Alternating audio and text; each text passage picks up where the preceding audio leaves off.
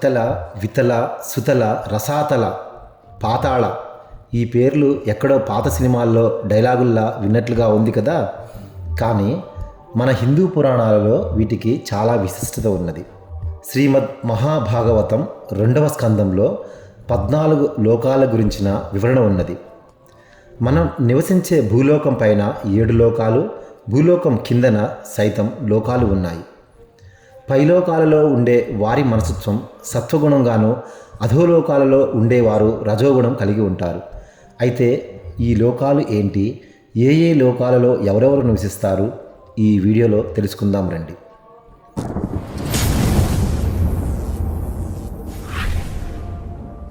ఊర్ధ్వలోకాలు: భూలోకం, భువర్లోకం, సువర్లోకం, మహవర్లోకం, జనలోకం, తపోలోకం, సత్యలోకం.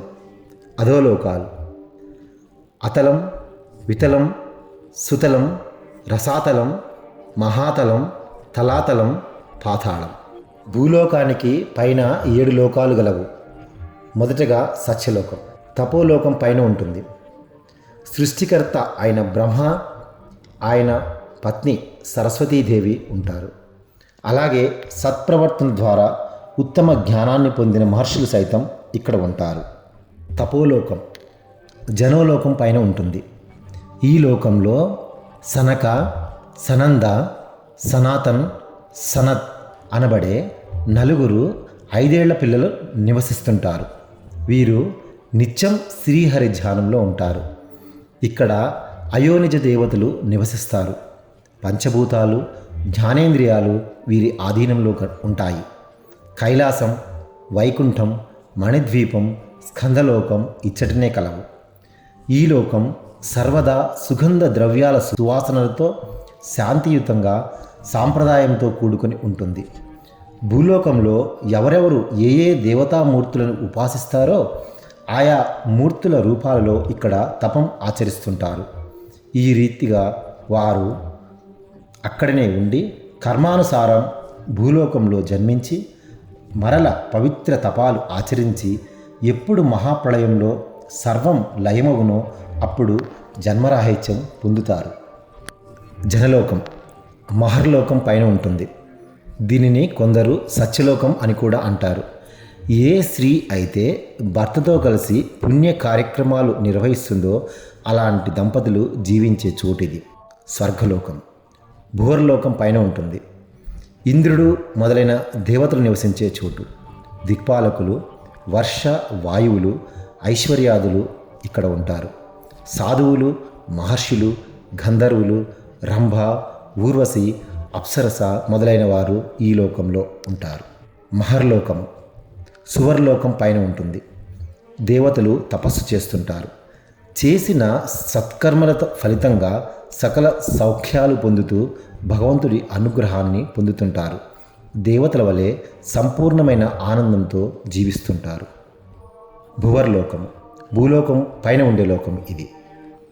సూర్య, చంద్ర, గ్రహ, నక్షత్రాదులు, నక్షత్ర సద్రూప్యాలైన గ్రహరాశులు, కిన్నెర, కింపర్ష, విద్యాధరులు ఇక్కడ ఉంటుంటారు.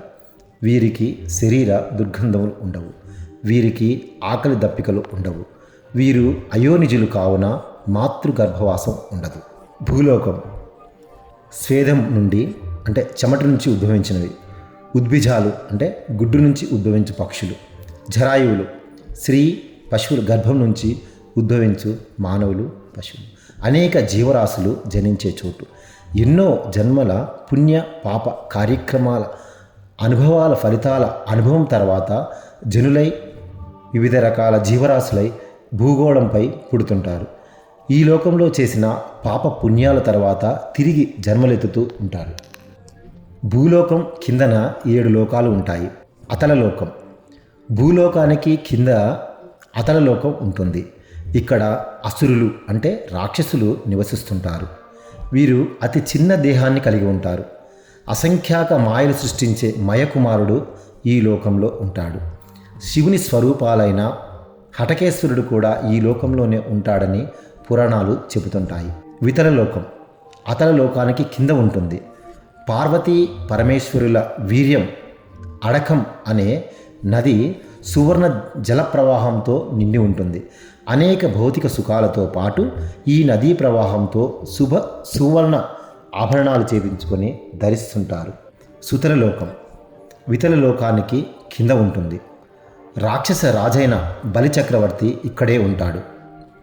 సర్వదా విష్ణు ధ్యాన పరాయణుడై శ్రీ మహావిష్ణువు ద్వారపాలకుడై కాపలా కాస్తున్నాడు. ధర్మాత్ములైన రాక్షసరాజు బలి సుతలలోకంలో ఉంటాడు.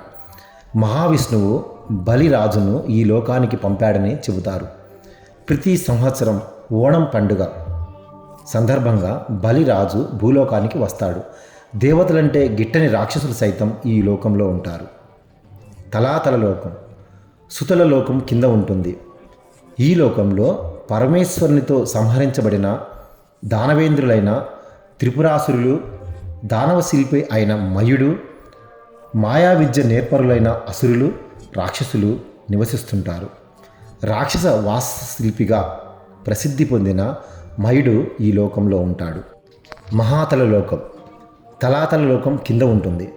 ఇక్కడ కద్రుపుత్రులైన సర్పాలు మహాబలవంతులై కామరూపధారులై తమ ధర్మపత్నులతో కూడి ఉంటారు. రసాతల లోకం మహాతల లోకం కింద. ఇక్కడ అసుర రాక్షస శ్రేష్ఠులు, నివాత కవచులు, కాలకేయాదులు అనేక రాక్షసులు కలరు.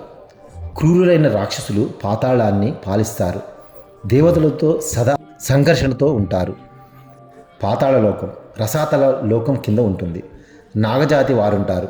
వాసుకి, శంఖుడు, ధనంజయుడు లాంటి మహానాగులన్నీ గొప్ప గొప్ప మణులతో ప్రకాశిస్తుంటాయి. పాతాళం అడుగునే ఆదిశేషుడుండేది. ఆదిశేషుడి పడగ మీద ఈ భూలోకం అంతా ఉంటుంది. ఇక్కడ నాగ లోకాధిపతి అయిన వాసుకి మొదలు సర్ప సమూహాలన్నీ కామరూపధారులై సుఖ సంతోషాలతో ఉన్నారు. మహాప్రళయ కాలంలో ఈ చతుర్థ భువనాలు పరబ్రహ్మలో లీనమగును. ఇక్కడ మనం ఒక వ్యక్తి నరకానికి వెళ్లే ముందు స్పృహ యొక్క అత్యల్ప రూపాన్ని కనుగొంటాము. వీడియో మీకు నచ్చినట్లయితే ఛానల్ని సబ్స్క్రైబ్ చేయండి. అలానే బెల్ ఐకాన్ నొక్కి ప్రోత్సహించండి.